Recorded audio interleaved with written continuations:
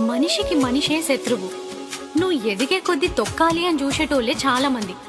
మంచి చెడు న్యాయం అన్యాయం ఉన్నాయి అసలు ఇట్లాంటివి. న్యాయము ఏడుందిరా లోకాన, ధర్మము ఏడుందిరా, మాయ మాటలకే చోటుందిరా, నేడు మంచికి చోటేదిరా.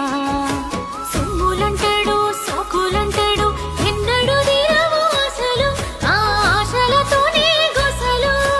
కారులంటాడు బంగ్లాలంటాడు, మంటలు కలిసే మనిషికి, చితి మంటలు కలిసే మనిషికి. సంపద మరిగిన మనిషి నేడు మానవత్వమే మరిచేనురా.